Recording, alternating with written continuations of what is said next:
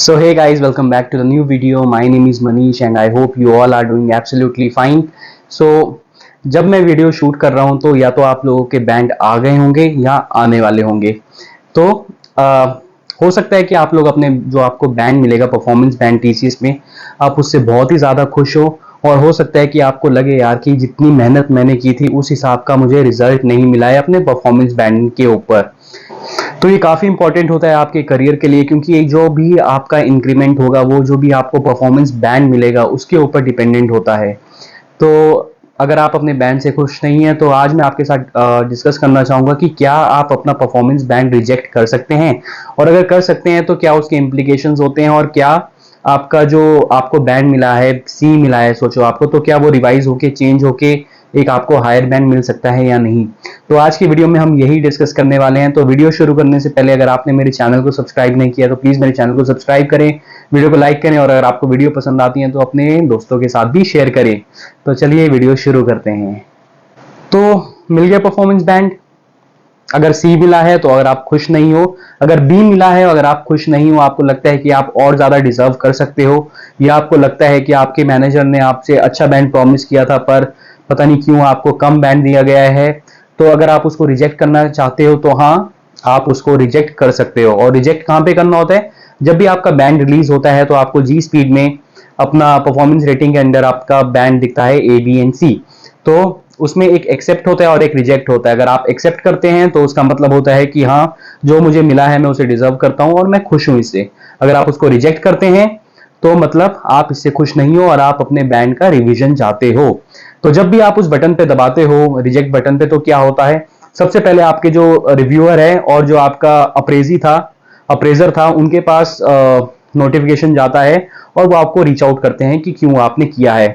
तो उसके बाद आपके पास एक रिवाइज्ड ईमेल आता है जिसमें या तो हो सकता है कि आपका बैंड चेंज ना किया गया हो, और हो सकता है कि आपका बैंड चेंज किया गया हो। और वो सब डिपेंड करता है कि क्या आप डिस्कशन करते हैं अपने बैंड रिवीजन के ऊपर अपने मैनेजर के साथ। तो मैं इस बारे में मैं आपको एग्जांपल देना चाहूंगा। जब भी मैं इस टॉपिक के बारे में रिसर्च कर रहा था तो इंटरनेट पे मुझे दो सिनेरियोज मिले। एक तो था एक बंदे का जिसका बैंड रिवाइज होके चेंज होके आया था, और एक था जिसका रिवाइज नहीं हुआ। तो मैं आप दोनों की आपके एक्सपीरियंस शेयर करने वाला हूं इस वीडियो में। तो वीडियो बहुत ही एक ज्यादा इंफॉर्मेशनल और एजुकेशनल वीडियो होने वाली है, तो प्लीज वीडियो को एंड तक जरूर देखना। तो सबसे पहले मैं आपको बताना चाहूंगा उस एक्सपीरियंस के बारे में जो कि मैंने नेट में रिसर्च करते टाइम पढ़ा, जिसका बैंड चेंज हुआ था। तो ये है 2022 की बात है ये। तो एक था अभी उसको 3 साल हुए थे टीसीएस में, और वो एज अ टीसीएस निंजा उसने ज्वाइन किया था टीसीएस। तो उसकी सैलरी 3 साल के आसपास अराउंड थी, आप मान सकते हैं 3.9 या 4.2 के आसपास थी उसकी सैलरी। और इसी बीच उसने डिजिटल कैडर असेसमेंट का जो एग्जाम होता था, जो डिजिटल का एग्जाम होता था, उसने वो भी क्लियर कर दिया। तो उससे क्या हुआ, उससे उसका जो सीटीसी था वो ऑलमोस्ट डबल हो गया। तो उसका अराउंड 8 के आसपास उसका सीटीसी हो गया। और वो अपने प्रोजेक्ट में अच्छी तरह से सारा काम करता था, अच्छी तरह से सारी मेहनत करता था, और उसने सबको खुश रखा था, क्लाइंट हो, प्रोजेक्ट मैनेजर हो या उसका टीम लीड हो। पर अब आती है जो घड़ी सबको उसका वेट रहता है, जो है परफॉर्मेंस बैंड का। तो उसने देखा यार उसको जो परफॉर्मेंस बैंड मिला है वो सी बैंड मिला है। तो सी बैंड मिलने से क्या हुआ? सी बैंड मिलने से जो भी उसके डिजिटल पर्क्स उसको मिलते थे, डिजिटल अलाउंस उसको मिलते थे, वो उसके बंद हो गए।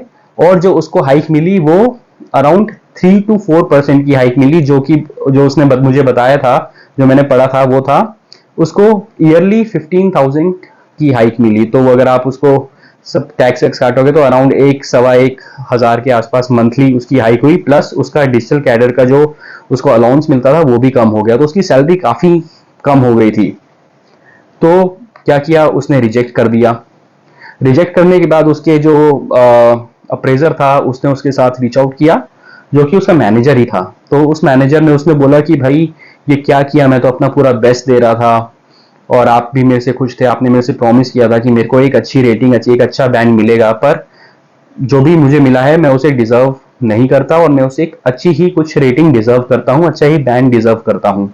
तो उसके मैनेजर ने उस बात को एग्री किया और बोला कि हमने तो अपनी तरफ से तुम्हें बी बैंड दिया था, बट मे बी यूनिट में इतने सारे बी बैंड एलोकेटेड नहीं थे एम्प्लॉयज के लिए, और तुमसे भी बहुत ज्यादा डिजर्विंग पर्सन है जिनको दे दिया गया। पर तुम चिंता मत करो, I know you are a hard working person, तो मैं तुम्हारे लिए वाउच करूंगा और I will fight for you to change your band. आप उसको रिजेक्ट कर दिया है आपने, मैं उस केस को आगे ले जाऊंगा, I will carry forward that case. तो उसने अपने मैनेजर की बात मानी और अच्छे से सारा काम करने लग गया। बट 2 महीने हो गए, कुछ नोटिस कुछ नहीं आया, कुछ ईमेल नहीं आया। बट फाइनली एक दिन उसको मेल आया जिसमें लिखा गया था कि your the band that you have received is appropriate and hence it cannot be changed, your band remains the same। तो ये आया, वो बहुत ही डिसअपॉइंटेड हुआ और उसने अपने मैनेजर को बोला कि see I can not work like this, because मैं अपना बेस्ट देता आया हूँ और जो भी मुझे रिवॉर्ड दिया गया है I am not happy with that, plus मेरे जो भी डिजिटल कैडर के सारे अलाउंस थे वो भी छीन के लिए गए हैं और मेरी सैलरी ऑलमोस्ट हाफ हो गई है जो भी मैं ड्रॉ कर रहा था लास्ट ईयर। और उसने एकदम सत्याग्रह मोड पे चला गया वो बंदा, और उसने बिल्कुल भी काम वाम करना बंद कर दिया। लिमिटेड काम करता था और प्रोजेक्ट में इफेक्ट होने लग गया क्योंकि वो एक क्रिटिकल रिसोर्स था अपने प्रोजेक्ट के लिए। देन क्या हुआ, देन उसका टीम लीड, उसका project manager and the programme manager of the project also reached out to him. उन्होंने बोला कि we will revise your CTC, we will revise your band, you do one thing, you start working normally जैसे आप काम करते थे and leave rest to us. तो उसने उसकी बात मानी और उसने थोड़ा बहुत काम करना स्टार्ट कर दिया और 1 महीने के अंदर उसका बैंड भी रिवाइज हो गया। ठीक है, तो उसका बैंड जो उसको मिला वो था सी बैंड से रिवाइज होकर उसका बैंड बी बैंड हो गया और उसके जो भी डिजिटल के जो भी अलाउंस थे वो सारे रिस्टोर हो गए, जिससे और प्लस जो भी इतने मंथ्स तक उसको निंजा की सैलरी मिल रही थी जो उसका डिजिटल अलाउंस हटने के बाद, वो भी उसको सारे एरियर्स के फॉर्म में मिल गए सारे। तो उसके लिए एक विन विन सिचुएशन हो गई क्योंकि he was a critical resource for the project. शायद वो नीश टेक्नोलॉजी सेल्स फोर्स में काम कर रहा था या उसका होल्ड प्रोजेक्ट के ऊपर बहुत अच्छा था, इसलिए उसके मैनेजर और जो भी टीम लीड थे और जो भी प्रोग्राम मैनेजर थे वो उसने उसका साथ दिया और उसके लिए वाउच किया कि हम तुम्हारा बैंड चेंज करके ही रहेंगे। तो ऐसा बिल्कुल भी नहीं होता, अगर आप रिजेक्ट नहीं करोगे तो आपका चेंज नहीं होगा। बहुत सारे इंस्टेंसेस हुए हैं जिसमें चेंज होता है, पर क्या क्या इसकी क्वांटिटी ज्यादा है ऐसे इंस्टेंसेस की, क्या प्रोबेबिलिटी ज्यादा है? तो जी नहीं।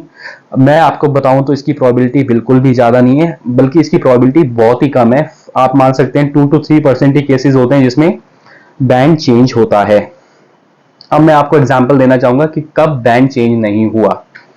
तो ये पर्सनली मैंने खुद देखा है क्योंकि जिस प्रोजेक्ट में मैं काम करता था, my last project in TCS, तो उसमें एक सीनियर एम्प्लॉय थी जिसका अराउंड 10 साल से 11 साल के आसपास उसका एक्सपीरियंस था और वो काफ़ी एक अच्छी रिसोर्स थी क्योंकि हम लोग एज अ प्रोडक्ट ओनर काम करते थे। तो मैं एक टीम को संभालता था और वो एक टीम को संभालती थी वहाँ पे। तो वो प्रोडक्ट ओनर थी और वो काफ़ी अच्छे से सारे डॉक्यूमेंट और सारी स्प्रिंट्स रन करती थी और जो भी उसके टास्क होते थे वो सारे टाइम पे ही रहते थे, प्लस उसको एक अच्छा क्लाइंट फीडबैक भी मिला था। तो वो अच्छा एक बैंड एक्सपेक्ट कर रही थी और उसको था कि शायद उसका लिस्ट प्रमोशन में भी उसका नाम आ जाए। बट देन क्या हुआ, परफॉर्मेंस रेटिंग आई, जब उसका डिस्कशन हुआ था तो उससे अच्छी बातें बोली गई कि भाई तुम अच्छा परफॉर्म कर रही हो और we are giving you highest rating. तो हाईएस्ट रेटिंग का मतलब उसने सोचा उसको ए बैंड दिया जाएगा, बट अगेन जब भी उसका बैंडिंग आया तो उसको दिया गया सी बैंड। और सी बैंड में 10 से 11 साल के एक्सपीरियंस को, ये मैं बात कर रहा हूँ 2022 के जो भी अप्रेजल सीजन था 2022 का। तो 2022 में उसी बैंड पे अराउंड 11 ईयर ऑफ एक्सपीरियंस के बंदे को उन्होंने दिया 1.0012% हाइक। मुझे अभी भी पूरा नंबर याद है क्योंकि उसने मुझे बताया था, बहुत ही दुखी होगी कि भाई मुझे मिला है 1.0012% हाइक। तो उससे हार्डली उसकी सैलरी में बहुत ही एक मार्जिनल इंक्रीमेंट भी नहीं हुआ था, जो भी साल के खर्चे बढ़ते रहते हैं और उसकी सैलरी ऑलमोस्ट स्टैग्नेंट ही थी उस टाइम पे। तो उसने क्या किया, उसने रिजाइन ही डाल दिया खुश ना होके, because she was very hard broken and she was demoralise also. क्योंकि अगर आप किसी चीज को मेहनत से अगर आप उसको लेते हो, मेहनत से करते हो और उसको एक अच्छा अप्रोच लेके उसको काम करते हो और उसका अगर आपको फायदा ना मिले, अगर आपको उसका रिवॉर्ड ना मिले तो आप कहीं ना कहीं डिमोरलाइज तो हो ही जाते हो। तो उसने क्या किया, उसने रिजाइन डाल दिया। रिजाइन डालने के बाद क्योंकि वो इतनी सीनियर रिसोर्स थी, तो जो प्रोजेक्ट के सीनियर मैनेजर्स थे they reached out to her कि भाई क्या हुआ है। तो उसने बोला कि ऐसे ऐसे हुआ है। तो उन्होंने पूछा तुम्हारे पास कोई और ऑफर है क्या जो तुमने रिजाइन किया? नहीं नहीं, उसने कहा मेरे पास कोई ऑफर नहीं है और मुझे कोई इतनी नौकरी की जरूरत नहीं है। उसने ये बोला because her husband was earning well, उसका खुद का बिजनेस था। तो उसने बोला अगर आपको मेरी वैल्यू नहीं है तो मैं छोड़ दूंगी और मैं कुछ और पकड़ लूंगी, या तो मैं घर पे बैठे रहूंगी। तो उन्होंने बोला कि क्या प्रॉब्लम? उसने बोला मेरे को सी बैंड दिया गया और I don't deserve C band, I deserve something better. तो उसको बोला गया चलो ठीक है, तुम्हारा बैंड हम लोग वो कर देंगे, चेंज कर देंगे, तो तुम इसको वापस ले लो। तो उसने उनके कहने आने पे अपना रेजिग्नेशन वापस ले लिया। और जब तक मैं था, मतलब उसने, जब हम टीसीएस में थे तो हम लोगों का जो बैंड था वो 11th ऑफ मई को आया था, और उसने 18th ऑफ मई के आसपास उसने रिजाइन कर दिया था, और जून के फर्स्ट वीक के आसपास उसको ये दिया गया था कि तुम वापस ले लो। तो उसने वापस भी ले लिया था। और जब तक मैं था सितंबर 16 तक 2022 टीसीएस में। तो सितंबर 22 तक उसका आया ही नहीं था जो भी था। तो वो बार बार, जो प्रोग्राम मैनेजर जो था जिसने उसको प्रॉमिस किया था, वो बार बार उसको चेज करती रही कि भाई क्या है, बट कुछ नहीं हुआ। और जब मेरी उससे लास्ट बार बात हुई थी तो मैंने उससे पूछा था क्या तुम्हारा जो भी उन्होंने प्रॉमिस किया था वो हुआ था? तो उसने बोला नहीं हुआ था, और उसने उसको बाद में भी रिजाइन कर दिया था। Now she is owning franchisee of a candy brand, house of candy, और वो सब कर रही है। और उसने आईटी को एकदम ही कर दिया because she need to concentrate on her family and her children. तो ये बात थी। तो इस दोनों एग्जाम्पल से आपको क्या समझ आते हैं कि चांसेस बहुत ही ब्लीक हैं कि आपका जो बैंड है वो रिवाइज होगा। वो सब कुछ डिपेंड करता है कि आपके मैनेजर्स आपको कैसे लेते हैं, कि आप प्रोजेक्ट में क्रिटिकल रिसोर्स हो या नहीं हो।